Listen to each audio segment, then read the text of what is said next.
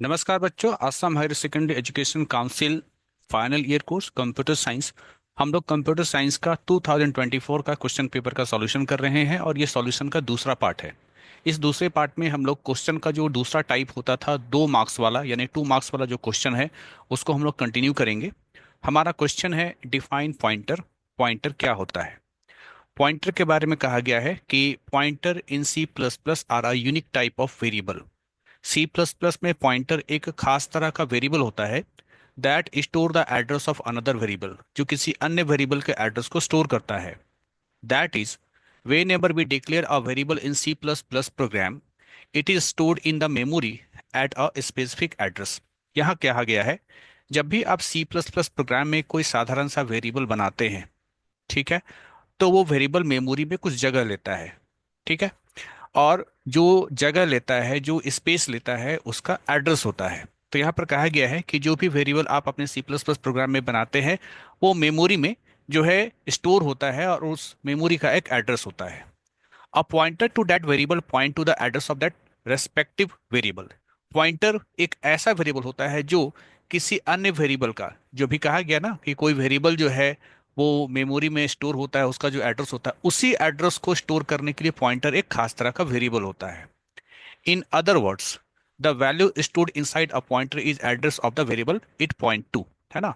यहाँ पर कह रहा है दूसरे शब्दों में कि पॉइंटर जो होता है वो एड्रेस स्टोर करता है किसी अन्य वेरिएबल का। आगे बताया गया है, just like variables, functions, etc, pointer in C plus plus also have data type. जिस तरीके से वेरिएबल का डेटा टाइप होता है, फंक्शंस का रिटर्न टाइप होता है, उसी तरीके से पॉइंटर का भी अपना डेटा टाइप होता है। For example, a pointer of type int can store the address of variable of int data type. यानी अगर कोई पॉइंटर है जिसका डेटा टाइप इंट लिखा गया है, तो वो पॉइंटर किसी इंटीजर वेरिएबल का एड्रेस को स्टोर करेगा। Similarly, a pointer of data type float can store the address of variable of float data type। वहीं दूसरी तरफ क्या होता है कि अगर कोई एक पॉइंटर है जिसका डेटा टाइप फ्लोट लिखा हुआ है, ठीक है, तो वो पॉइंटर किसी फ्लोट वेरिएबल का एड्रेस को स्टोर करेगा। अगर इसको जो है थोड़ा सा कोडिंग के माध्यम से समझना चाहते हैं, ठीक है, तो आप समझ सकते हैं कुछ इस प्रकार से। मान लीजिए हम लोग यहाँ पर एक वेरिएबल बनाने जा रहे हैं इंट टाइप का। ठीक है, कुछ इस प्रकार से हमने लिखा int a is equal to 10। तो ए जो है आपका एक साधारण सा इंटीजर वेरिएबल है। ठीक, ये वेरिएबल है जिसमें 10 स्टोर है और इस वेरिएबल का एड्रेस मान लीजिए 4000 है। ठीक, अब हम लोग यहाँ पर जो वेरिएबल है इंटीजर टाइप का, तो हम लोग को पॉइंटर भी इंटीजर टाइप का ही बनाना पड़ेगा, इंट पी, और इसके आगे एस्ट्रिक। एस्ट्रिक का मतलब हो गया कि ये पॉइंटर है। ठीक है, एस्ट्रिक नहीं लगाएंगे तो फिर ये नॉर्मल सा इंटीजर वेरिएबल बन जाएगा, तो पी पॉइंटर है। पी पॉइंटर है। पी में हम लोग किसका एड्रेस स्टोर करेंगे? इस ए नाम के वेरिएबल का। कैसे स्टोर करते हैं? पी इज इक्वल टू एम्परजेंट ए। एम्परजेंट ए का मतलब होता है ए का एड्रेस।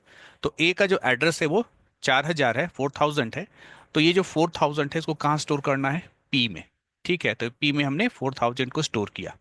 तो इस प्रकार से आपने क्या देखा कि P जो एक पॉइंटर वेरिएबल है, और ये किस तरह का पॉइंटर है? इंटीजर पॉइंटर है। तो एक इंटीजर पॉइंटर हमेशा किसी इंटीजर वेरिएबल का एड्रेस स्टोर करेगा। उसी प्रकार से अगर ये पॉइंटर जो है आपका इंटीजर ना होकर के फ्लोट टाइप का होता, तो ये फ्लोट पॉइंटर किसी फ्लोट वेरिएबल का एड्रेस स्टोर करता। ठीक है, तो फ्लोट पॉइंटर फ्लोट वेरिएबल का स्टोर करेगा, एड्रेस स्टोर करेगा, और इंटीजर पॉइंटर इंटीजर वेरिएबल का एड्रेस को स्टोर करेगा। तो ये था आपका पॉइंटर का कंसेप्ट। नेक्स्ट क्वेश्चन है define non primitive data structure. Non primitive data structure को डिफाइन कीजिए। यहाँ पर कहा गया है non primitive data structure are more advanced and complex data structure. Non primitive data structure ज़्यादा एडवांस्ड और ज़्यादा कॉम्प्लेक्स टाइप का डेटा स्ट्रक्चर होता है that are built using primitive data structure, जो कि प्रिमिटिव डेटा स्ट्रक्चर के मिलाने से बनता है। ठीक है, तो प्रिमिटिव डेटा स्ट्रक्चर को यूज करके हमारा नॉन प्रिमिटिव डेटा स्ट्रक्चर बनता है। Arrays, link list, trees, graphs and hash tables are some examples। ये जो यहाँ पर एरे है, लिंक्ड लिस्ट है, ट्रीज है, ग्राफ्स है, ये सभी जो है नॉन प्रिमिटिव डेटा स्ट्रक्चर के एग्जांपल है। They offer more advance functionality and allows us to use the efficient storing and manipulation of large volume of data. ये हम लोग को एडवांस फंक्शनैलिटी ऑफर करता है। साथ ही साथ अलाउ करता है कि अगर बहुत बड़ा डेटा है, बहुत बड़े वॉल्यूम में है ना, बहुत बड़े क्वांटिटी में जो डेटा है उसको हम लोग स्टोर कर सके और उसमें हम लोग कुछ मैनिपुलेशन कर सके, कुछ काम कर सके। They are use to handle complex problems that primitive data structure alone can not solve. यहाँ पर कह रहा है कि ये कॉम्प्लेक्स प्रॉब्लम को जो है सॉल्व करता है या कॉम्प्लेक्स प्रॉब्लम को हैंडल करता है जो कि प्रिमिटिव डेटा स्ट्रक्चर के को यूज करते हुए, ठीक है, जो कि प्रिमिटिव डेटा स्ट्रक्चर को यूज करते हुए आप सॉल्व नहीं कर सकते थे। तो नॉन प्रिमिटिव कॉम्प्लेक्स प्रॉब्लम को सॉल्व कर सकता है, जबकि प्रिमिटिव डेटा स्ट्रक्चर जो है वो कॉम्प्लेक्स प्रॉब्लम को सॉल्व नहीं कर सकता है। नेक्स्ट क्वेश्चन है define two dimensional array. Two dimensional array को डिफाइन कीजिए। यहां पर कहा गया है a two dimensional array in C plus plus is the simplest form of a multi dimensional array. Two dimensional array C plus plus में जो multi dimensional array होता है उसका सिंपलेस्ट फॉर्म होता है। It can be visualized as an array of array. इसे आप array of array की तरह भी विजुअलाइज कर सकते हैं, समझ सकते हैं। और to dimensional array is also called matrix. To dimensional array को हम लोग मैट्रिक्स भी कहते हैं। It can B of any type like integer, character, float, etc। ये किसी भी टाइप का हो सकता है। इंटीजर टाइप का भी हो सकता है 2D एरे, कैरेक्टर टाइप का भी हो सकता है, फ्लोट टाइप का भी हो सकता है, डिपेंडिंग ऑन द इनिशियलाइजेशन। जैसा आप उसको इनिशियलाइज करोगे, जैसा आप उसको उसमें वैल्यू डालोगे, जैसे उसका डेटा टाइप लिखोगे, उसी अनुसार हमारा टू डायमेंशनल एरे का डेटा टाइप होगा। We initialize a two dimensional array as, यहाँ पर एक एग्जाम्पल के द्वारा बताया गया है कि किस प्रकार से एक टू डायमेंशनल एरे को आप इनिशियलाइज कर सकते हैं। यहाँ पर इंट जो है ये 2D एरे का डेटा टाइप है, ARR एरे का नाम है। यहाँ पर दो डायमेंशन है, दो स्क्वायर ब्रैकेट है, 4 और 2। 4 को हम लोग कहेंगे रो और 2 को कहेंगे हम लोग कॉलम। इक्वल टू, फिर यहाँ पर ओपनिंग कर्ली ब्रेसेस, फिर एक कर्ली ब्रेसेस में यहाँ पर देखिए दो डेटा है, फिर एक दूसरे कर्ली ब्रेसेस के भीतर दो डेटा और है, फिर दो डेटा और है, फिर दो डेटा और है। तो यहाँ पर इसको ऐसे समझिए कि जैसे यहाँ पर कहा गया ना कि 4 क्या है, रो है, तो देखिए 1 रो, 2 रो, 3 रो एंड 4 रो। और 2 क्या है, यहाँ कॉलम है, तो देखिए यहाँ पर ये पहला कॉलम है और यहाँ पर ये दूसरा कॉलम है, ठीक है। तो इस तरीके से हमारे डेटा को क्या किया जाता है, आप स्टोर कर सकते हैं 2D एरे में, या स्टोर होता है। तो ये आपका पहला कॉलम, ये आपका हो गया दूसरा कॉलम। नेक्स्ट क्वेश्चन है give examples of DBMS. DBMS का कुछ एग्जांपल दीजिए। तो एग्जांपल ऑफ डीबीएमएस आर, पहला है Microsoft Access. Microsoft DBMS known as Access, ठीक है। माइक्रोसॉफ्ट कंपनी का जो अपना डीबीएमएस है उसे हम लोग एक्सेस के नाम से जानते हैं। कंबाइंस अ ग्राफिकल यूजर इंटरफेस, जिसमें कि ग्राफिकल यूजर इंटरफेस होता है। सॉफ्टवेयर डेवलपमेंट टूल्स, सॉफ्टवेयर को डेवलप करने के लिए टूल्स होते हैं। And the relational Microsoft jet database engine, और इसमें होता है relational Microsoft jet database engine, ठीक है। ये एडवांस चीज़ें हैं, ठीक है, हो सकता है आपको समझ में ना आ रहा हो, लेकिन ये चीज़ें माइक्रोसॉफ्ट जो है एक्सेस में पाया जाता है। अगला है माई एसक्यूएल। माई एसक्यूएल जो कि आपके सिलेबस में भी है, ठीक है। This is an open source relational database management system. ये एक open source relational database management system है with a client server structure, और इसमें जो है क्लाइंट सर्वर स्ट्रक्चर होता है। अगला है Oracle database.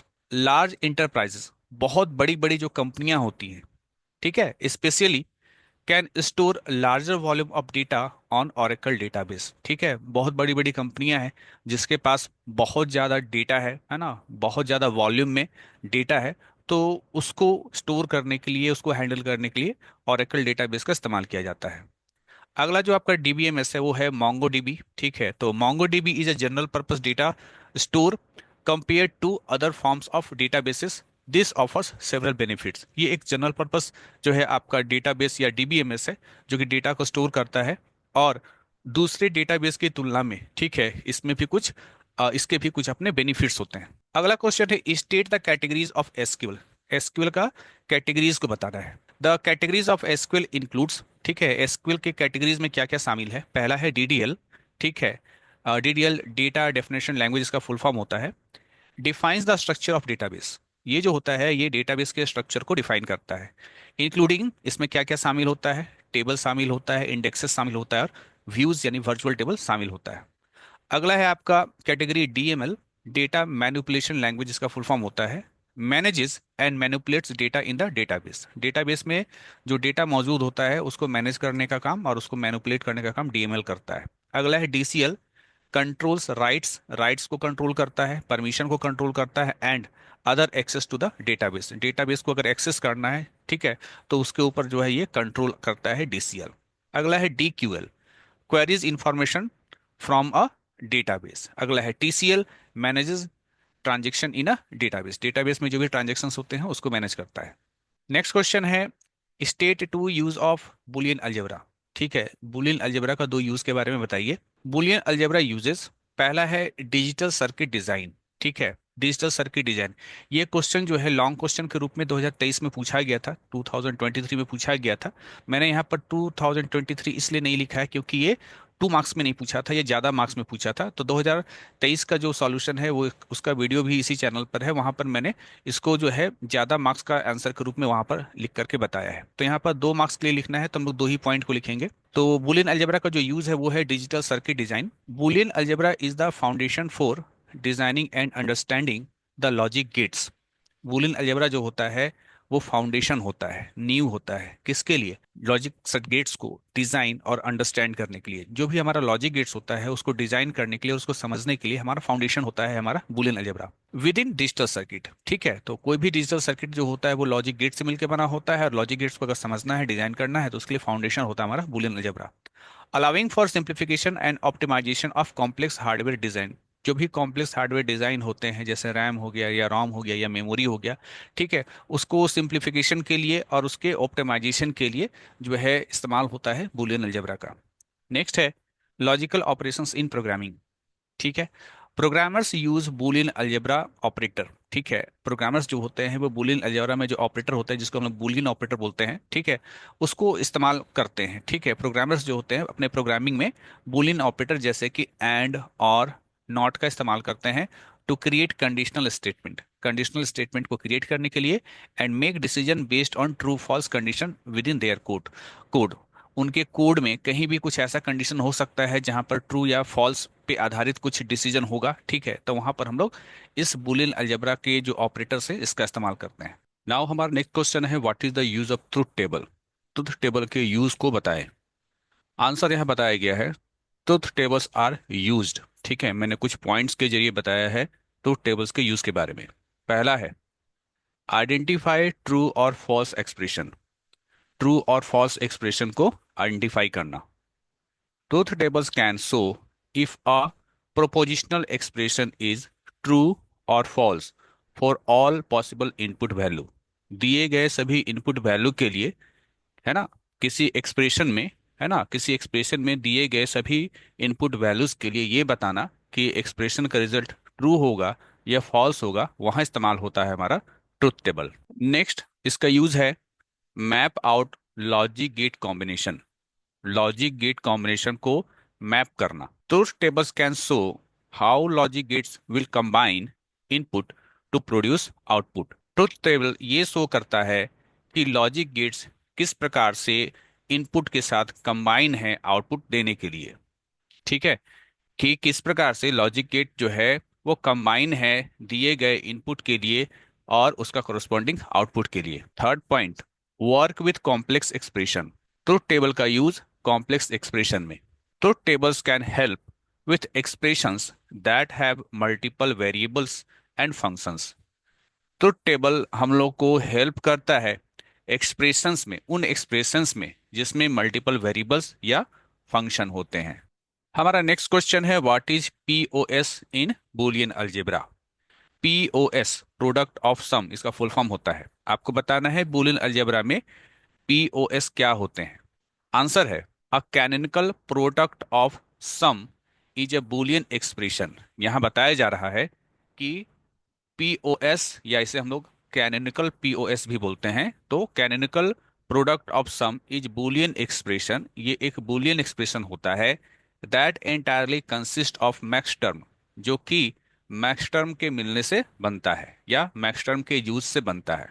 The Boolean function F is defined on two variables X and Y. मान लीजिए हम लोग एक बूलियन फंक्शन एफ को डिफाइन कर रहे हैं जिसमें दो वेरिएबल है एक्स और वाई।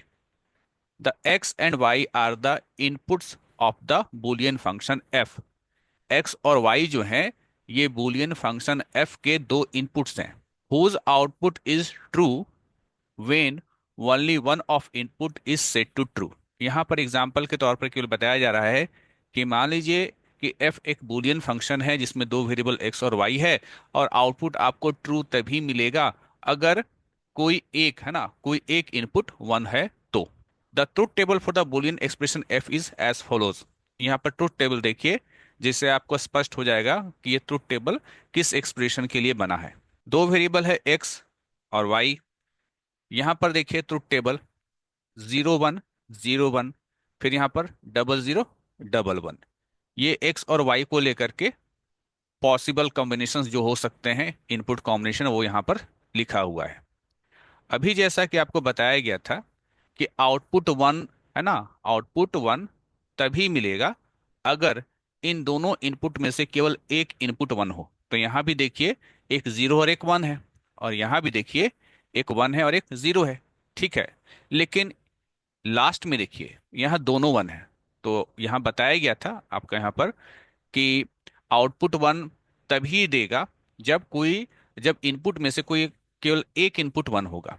ठीक है, ये दिया गया एक फंक्शन दिया हुआ है, उसके बारे में बताया गया है। ये तो ट्रूथ टेबल आपने देख लिया। अब हम लोग इसके लिए प्रोडक्ट ऑफ सम एक्सप्रेशन लिखेंगे। कैसे, ये देखिए। फॉर ऑब्टेनिंग पीओएस, इस ट्रूथ टेबल के आधार पर अगर आपको प्रोडक्ट ऑफ सम निकालना है, we add one column in truth table. हम इस टेबल में, है ना, हम इस ट्रूथ टेबल में एक कॉलम और ऐड करेंगे, where we write all max term, जहां पर हम लोग सभी मैक्स टर्म को लिखेंगे। ठीक है, यहां पर देखिए, यहां पर लिखा हुआ है आपका x 0 और y 0। ठीक है, तो आउटपुट, तो यहां पर देखिए आपका x 0 है और y 0 है। यहां पर थोड़ा सा गलती हो गया, इसको थोड़ा सा आपको सुधार लेना है। वो ये कि जहां भी वेरिएबल का वैल्यू 0 रहे, उसके लिए हम लोग उस केवल वेरिएबल को लिखते हैं। तो x का वैल्यू 0 है तो x लिखेंगे, क्योंकि मैक्स टर्म है तो प्लस लगाते हैं, और y भी 0 है तो y लिखेंगे। ठीक है, दूसरे कॉम्बिनेशन में आइए। x 0 है तो इसके लिए x ही लिखेंगे, प्लस y 1 है तो इसके लिए y नॉट लिखेंगे। ठीक है, तो मैक्स टर्म में जो है इसी तरीके से होता है कि जो वेरिएबल 0 है उसके लिए वो वेरिएबल लिखते हैं, और अगर वेरिएबल का वैल्यू 1 है तो उसका कंप्लीमेंट लिखते हैं। थर्ड वाला कॉम्बिनेशन में देखिए x 1 है और y 0 है, तो लिखा जाएगा आपका x नॉट प्लस वाई, और आखिरी में दोनों 1 है तो लिखा जाएगा x प्लस वाई। ऐसा प्रोडक्ट ऑफ सम में होता है। अगर सम ऑफ प्रोडक्ट का अगर काम हो रहा होता, वहाँ उल्टा होता है, वहाँ जिस वेरिएबल में कंप्लीमेंट लगा हुआ है उसके लिए 0 लिखते हैं। लेकिन प्रोडक्ट ऑफ सम में कहा क्या होता है कि जहाँ भी कंप्लीमेंट होता है वहाँ पर हम लोग 1 लिखते हैं। ठीक है, इस बात को ध्यान देना है। तो हमने यहाँ पर एक कॉलम और जोड़ लिया, मैक्स टर्म वाला। अब जैसा कि आपको क्वेश्चन में बताया गया था, क्वेश्चन मतलब एग्जाम्पल में बताया गया था कि यहाँ पर जो आप आउटपुट देखेंगे, ठीक है, आपको आउटपुट क्या क्या मिला, आपको आउटपुट मिला यहाँ पर ये 0 1 1, ये इस तरीके से। तो आपको कहा गया था कि जहां भी आपका, है ना, जहां भी इनपुट में वैल्यू एक 1 होगा तो वहां पर आउटपुट 1 होगा। तो प्रोडक्ट ऑफ सम में क्या करते हैं ना, कि जहां पर आउटपुट 0 होता है उन मैक्स टर्म को लेते हैं। ठीक है, तो यहाँ पर ये तो खैर यहाँ रॉन्ग रहेगा। ठीक है, तो यहाँ पर देखिए क्या कह रहा है, now we will multiply all the max term. यहाँ पर गलती से मिन टर्म हो गया है, यहाँ पर मैक्स टर्म होगा। ठीक है, we will multiply all the max term for which the output is false. ठीक है, जिसका भी आउटपुट फॉल्स होगा, फॉल्स मतलब क्या, 0, जिसका भी आउटपुट 0 होगा उन मैक्स टर्म को आपस में क्या कर दीजिए, मल्टीप्लाई कर दीजिए। ठीक है, तो यहाँ पर देखिए, ये यहाँ पर आउटपुट 0 है, यहाँ पर आउटपुट 0 है, तो किस किस मैक्स टर्म के लिए होगा, तो एक इसके लिए और एक इसके लिए। तो इनको क्या कर देना है, इनको आपस में मल्टीप्लाई कर देना है। तो पहला होगा यहाँ पर x plus Y multiplied by not, यहाँ सॉरी यहाँ नॉट होगा, 1 के लिए नॉट होता है, x not plus Y not. ठीक है, तो फाइनल जो प्रोडक्ट ऑफ सम होगा वो होगा x plus Y into X not plus Y not. क्योंकि याद रखना, प्रोडक्ट ऑफ सम में क्या होता है कि जहां जहां 1 होता है वहां पर हम लोग नॉट लगाते हैं। ठीक है, चलिए आगे बढ़ते हैं, अगला क्वेश्चन देखते हैं। अगला क्वेश्चन है व्हाट इज बैंडविथ। बैंडविथ क्या होता है। Bandwidth is the maximum amount of data that can be transmitted over a network in a given time. किसी दिए गए टाइम में किसी नेटवर्क में जितना अमाउंट ऑफ डेटा, जितना maximum amount of data transfer होता है, उसे ही हम लोग बैंडविड्थ कहते हैं। इट्स अ की measurement of network performance and quality. अगर किसी नेटवर्क का परफॉर्मेंस और क्वालिटी को मेजर करना है तो उसके लिए ये बैंडविड्थ ही देखा जाता है। आगे इसी के आंसर में ये बताया गया है कि बैंडविड्थ को हम लोग मेजर कैसे करते हैं। How is bandwidth measured? क्योंकि 2 नंबर का है तो थोड़ा सा आंसर थोड़ा सा लंबा तो लिखना होगा। यहाँ पर देख, bandwidth is usually measured in megabits पर सेकेंड यानी एमबीपीएस, और गीगाबिट्स पर सेकेंड यानी जीबीपीएस। यानी बैंडविड्थ को हम लोग मेजर करते हैं एमबीपीएस और जीबीपीएस में। It's use for both upload and download. ये अपलोड के लिए भी इस्तेमाल होता है और डाउनलोड के लिए भी इस्तेमाल होता है। Bandwidth is different from internet speed. Bandwidth जो होता है वो इंटरनेट स्पीड से अलग होता है। Which is how fast data can be uploaded और डाउनलोडेड। ठीक है, ये बताता है कि कितना फास्ट जो है डेटा जो है वो अपलोड हो सकता है और कितना जो है डेटा आपका डाउनलोड हो सकता है। नाउ नेक्स्ट क्वेश्चन है, व्हाट इज एफटीपी? एफटीपी यानी file transfer protocol is a standard way to move files between computers on a network। किसी नेटवर्क में दो कंप्यूटर के बीच फाइल को एक दूसरे को भेजना, ठीक है, उसके लिए ये एक स्टैंडर्ड तरीका होता है या स्टैंडर्ड एक प्रोटोकॉल होता है। It uses a client server model to transfer files between a client and server. ये क्लाइंट सर्वर मॉडल को यूज करता है किसी क्लाइंट सर्वर के बीच फाइल्स को ट्रांसफर करने के लिए। यहाँ पर क्लाइंट सर्वर का मतलब समझ लीजिए, नॉर्मली दो कंप्यूटर्स के बारे में बात हो रहा है। We can do with FTP. FTP के साथ क्या क्या कर सकते हैं? Upload files to server, server पर फाइल अपलोड कर सकते हैं। ठीक है, जैसे आप लोग फेसबुक में फाइल वगैरह अपलोड करते हैं, फोटो वगैरह अपलोड करते हैं। दूसरा, download files from server, server से फाइल को आप डाउनलोड कर सकते हैं। थर्ड है transfer data between computers on a local network. Local network में कंप्यूटर्स के बीच डेटा ट्रांसफर के लिए इसका इस्तेमाल होता है। अगला पॉइंट है manage files on remote server. Remote server पर फाइल को मैनेज करना। शेयर फाइल्स विथ अदर्स, दूसरों के साथ फाइल को शेयर करना। Backup files to a remote server, remote server पर फाइल का बैकअप रखना। नाउ अब हम लोग का क्वेश्चन पेपर का क्वेश्चन का थर्ड कैटेगरी, थर्ड कैटेगरी का मतलब है तीन, है ना, तीन यानी 3 मार्क्स वाले क्वेश्चन। यहाँ पर आपको जो है दिए गए क्वेश्चंस में से केवल 9 यानी केवल 9 क्वेश्चंस का आंसर करना है। ठीक है, और प्रत्येक क्वेश्चन के आंसर के लिए आपको 3 मार्क्स मिलेंगे। A number, explain the concept of function overloading. Function overloading के कंसेप्ट को एक्सप्लेन कीजिए। तो देखिए, फंक्शन ओवरलोडिंग होता क्या है?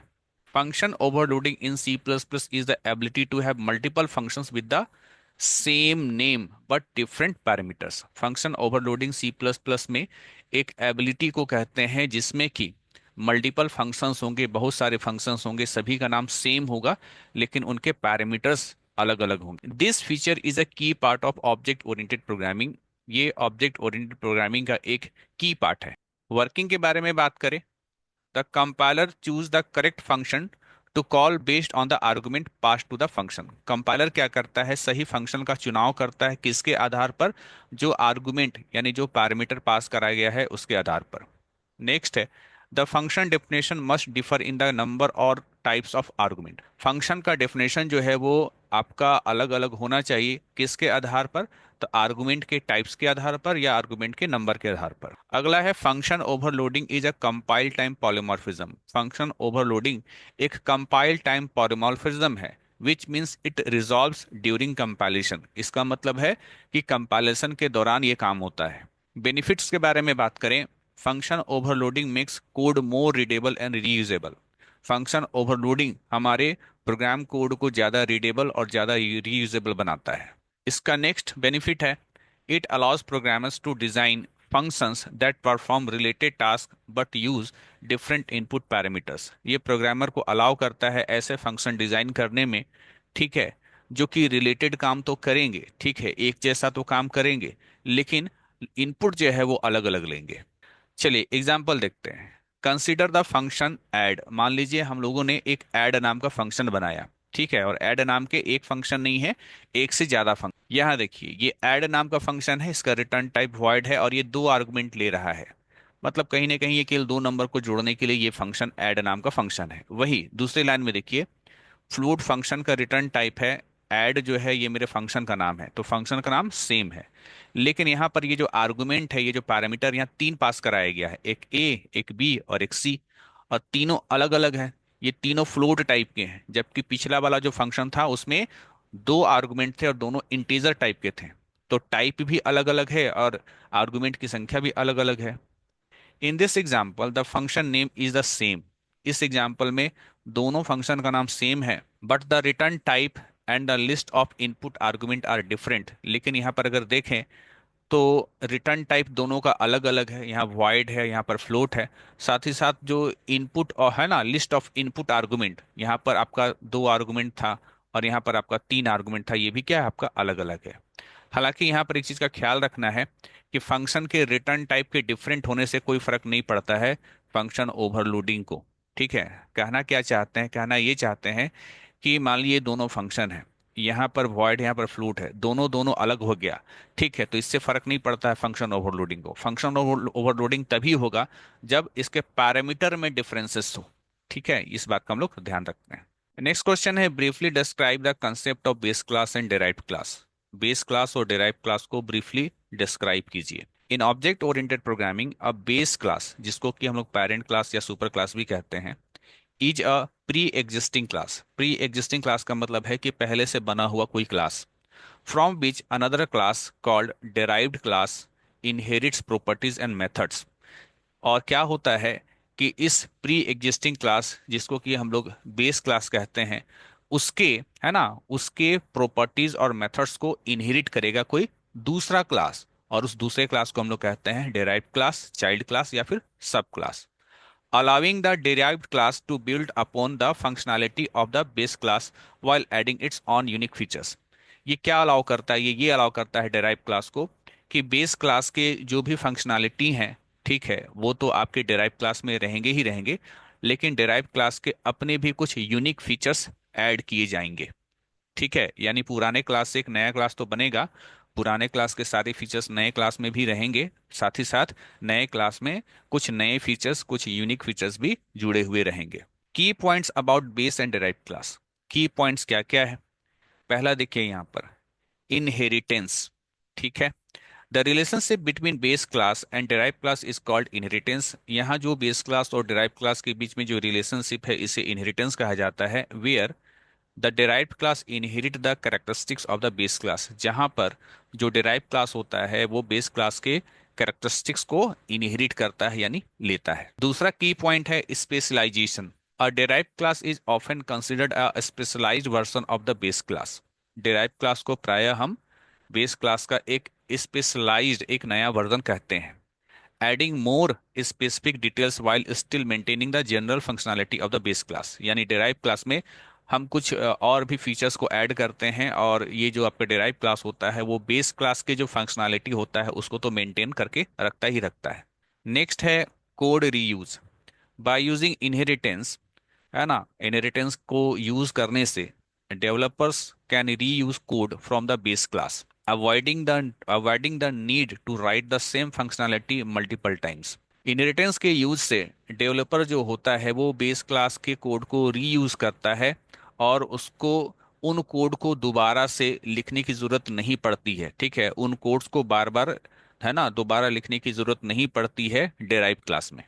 एग्जाम्पल्स देखते हैं। बेस क्लास का एग्जाम्पल ऐसे समझिए कि मान लीजिए एम्प्लॉय। ठीक है, एम्प्लॉय एक क्लास है with attributes like name, address and a method to calculate salary. इसमें नेम और एड्रेस जो है वो एट्रीब्यूट है, और कैलकुलेट सैलरी मान लीजिए एक मेथड है। ठीक है, तो ये जो है कैरेक्टरिस्टिक्स हो गया। ठीक है, और ये इसका कैलकुलेट सैलरी, ये आपका बिहेवियर हो गया। ये एम्प्लॉय क्लास के बारे में बताया गया, जो कि एक बेस क्लास है। अब बात करते हैं हम डिराइव्ड क्लास का। मान लीजिए मैनेजर एक डिराइव्ड क्लास का नाम है, विच इनहेरिट्स फ्रॉम एम्प्लॉय। जो एम्प्लॉय क्लास से क्या हुआ है, इनहेरिट हुआ है या निकला है। And add additional attributes like department and a method to calculate bonus on top of the base salary.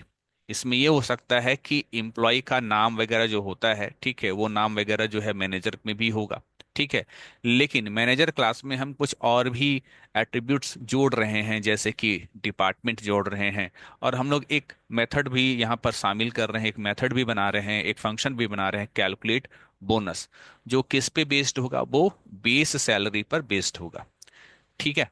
तो बहुत ज़्यादा डिटेल में नहीं बता रहा हूँ, बहुत ज़्यादा डिटेल तो जो है वो क्लास में होता है, आपको जस्ट केवल सॉल्यूशन बताया जा रहा है, ठीक है। जो बच्चे इन कॉन्सेप्ट्स को जानते हैं उनको ये सॉल्यूशन समझ में आ भी रहा होगा। आगे चलते हैं, अगले क्वेश्चन की तरफ बढ़ते हैं। Describe about dynamic memory allocation. Dynamic memory allocation को डिस्क्राइब कीजिए। यहाँ बताया गया है कि dynamic memory allocation C plus plus refers to the ability to allocate memory for variables during run time. Dynamic memory allocation C plus plus में बताया जाता है उस एबिलिटी को जिसमें हम लोग वेरिएबल्स के लिए मेमोरी को एलोकेट करते हैं ड्यूरिंग रन टाइम, यानी प्रोग्राम के रन करने के दौरान वेरिएबल्स के लिए मेमोरी को एलोकेट करना, मेमोरी को रिजर्व करना ही डायनेमिक मेमोरी एलोकेशन कहलाता है। Here the program can request memory space as needed. यहाँ पर क्या होता है, प्रोग्राम जो होता है वो मेमोरी स्पेस के लिए रिक्वेस्ट करता है कि मुझे इतना बाइट या इतना किलोबाइट जो है मुझे मेमोरी चाहिए। This is done using the new operator to allocate memory and the delete operator to deallocate it.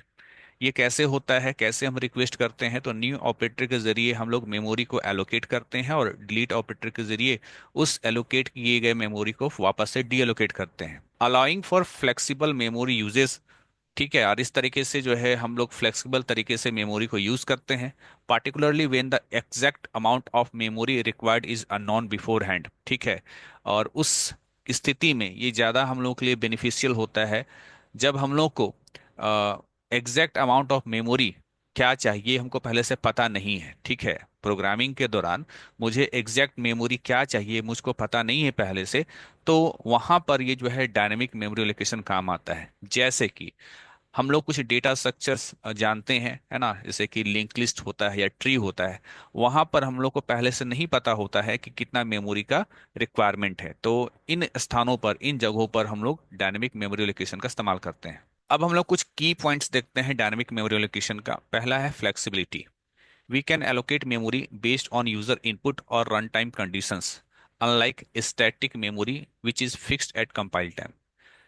Flexibility का मतलब ये हो गया कि जैसा यूजर का इनपुट है, ठीक है, या जैसा रन करने के दौरान कंडीशन है, ठीक है, जैसा हमारा सिचुएशन है उस सिचुएशन के अनुसार हम लोग मेमोरी को रन टाइम में एलोकेट कर सकते हैं। स्टैटिक, है ना, स्टैटिक मेमोरी एलोकेशन की तरह नहीं, जहां पर हम लोग को पहले से पता होता है कि कितना मेमोरी चाहिए, है ना, और ये सारा काम कंपाइल टाइम में होता था, ठीक है। तो यहाँ पर ये स्टैटिक का मतलब हो गया स्टैटिक मेमोरी लोकेशन। तो स्टैटिक मेमोरी लोकेशन में क्या होता है कि सारा काम कंपाइल टाइम में होता है और हम लोग को पहले से ही मालूम होना जरूरी होता है कि कितना जो है स्पेस, कितना मेमोरी चाहिए। जबकि डायनेमिक मेमोरी लोकेशन में ऐसा नहीं है, जब जैसा रिक्वायरमेंट होगा प्रोग्राम के रन करने के दौरान उस अनुसार हम लोग मेमोरी को रिजर्व कर पाते हैं। अगला पॉइंट है pointer management. Dynamic memory allocation required careful management of pointers to avoid memory leaks. Dynamic memory allocation में जरूरी होता है कि हम पॉइंटर्स का केयरफुल मैनेजमेंट कर सके, नहीं तो मेमोरी लीक की भी संभावना हो सकती है। अगला है array allocation. We can also dynamically allocate array using new and deallocate them using delete। यहाँ पर कह रहा है कि हम लोग डायनेमिक एरे भी बना सकते हैं, कैसे, न्यू के जरिए उसके लिए मेमोरी को एलोकेट कर सकते हैं और डिलीट के जरिए उस रिजर्व किए गए मेमोरी को हम लोग डी एलोकेट भी कर सकते हैं। नेक्स्ट क्वेश्चन है compare static data structure with dynamic data structure. Static data structure और डायनेमिक डेटा स्ट्रक्चर में अंतर बताइए। तो यहाँ दो कॉलम के जरिए बताया गया है। पहला कॉलम है आपका स्टैटिक डेटा स्ट्रक्चर, दूसरा कॉलम है आपका डायनेमिक डेटा स्ट्रक्चर। पहले हम लोग बात करते हैं मेमोरी एलोकेशन का। तो स्टैटिक के बारे में कहा गया है कि memory is allocated at compile time, जबकि यहाँ बताया गया है memory is allocated at run time. Size के बारे में बात करें, size is fixed and can not be modified, ठीक है। जो भी साइज होगा वो आपका फिक्स रहेगा। साइज मतलब कितना हम लोग को मेमोरी चाहिए वो फिक्स रहेगा, उसको मॉडिफाई नहीं कर सकते हैं बीच में। Size can be modified during run time. यहाँ पर क्या होता है कि डायनेमिक डेटा स्ट्रक्चर में हम लोग जो साइज होता है उसको प्रोग्राम के रन करने के दौरान भी मॉडिफाई कर सकते हैं।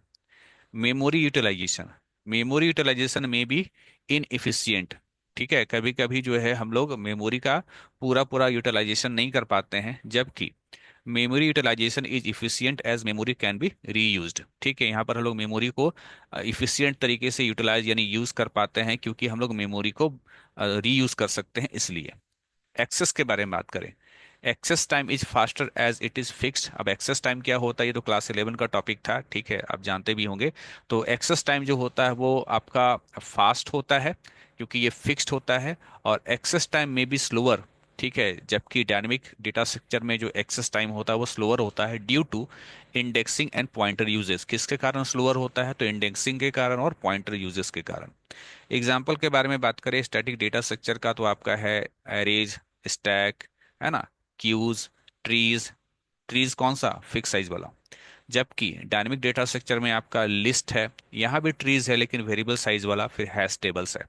नाउ नेक्स्ट क्वेश्चन है, right the difference between primary की एंड कैंडिडेट की। प्राइमरी की और कैंडिडेट की में डिफरेंसेस बताइए। ठीक है, पहला डिफरेंस है, there is one and only one primary key in a relation. केवल एक ही प्राइमरी की होगा किसी रिलेशन यानी किसी टेबल में। While in relation there can be more than one candidate key, जबकि किसी रिलेशन यानी किसी टेबल में एक से ज्यादा कैंडिडेट की हो सकते हैं। Any attribute of primary key can not contain a null value. ठीक है, कोई भी एट्रीब्यूट, ठीक है, कोई भी एट्रीब्यूट यानी कोई भी कॉलम जो प्राइमरी की है उसमें नल वैल्यू नहीं हो सकता है, नहीं रख सकते हैं।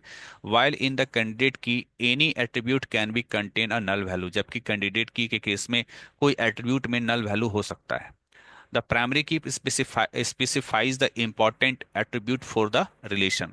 प्राइमरी की जो है ये स्पेसिफाई करता है कि ये जो एट्रीब्यूट है यानी वो कॉलम जिसको प्राइमरी की बनाया गया है वो खास है। जबकि द कैंडिडेट की specify the key which can qualify for the primary की, जबकि कैंडिडेट की बस केवल ये स्पेसिफाई करता है कि हाँ ये जो कॉलम है, ये जो कैंडिडेट की है, ये प्राइमरी की बन सकता है। It's confirm that a primary की इज अ कैंडिडेट की, ये तो कंफर्म है कि अगर कोई प्राइमरी की है तो वो कैंडिडेट की होगा। But it's not confirm that a candidate की कैन बी अ प्राइमरी की, लेकिन ये इस बात का कोई कंफर्मेशन नहीं है कि कोई कैंडिडेट की प्राइमरी की बन ही जाए। अगला है, it is unique for every record and ensure no duplicate data. ये हर एक रिकॉर्ड में यूनिक होता है और जो है इंश्योर करता है कि कोई भी डुप्लीकेट डेटा स्टोर नहीं नहीं कोई भी डेटा डुप्लीकेट नहीं हो पाएगा स्टोर। आगे बताया गया, there can be multiple candidate key in a table. एक टेबल में बहुत सारे जो है कैंडिडेट की हो सकते हैं, विच कैन बी यूनिक, जो कि यूनिक होगा। But among them only one becomes a primary की, लेकिन उनमें से केवल एक ही कैंडिडेट की प्राइमरी की बन सकता है।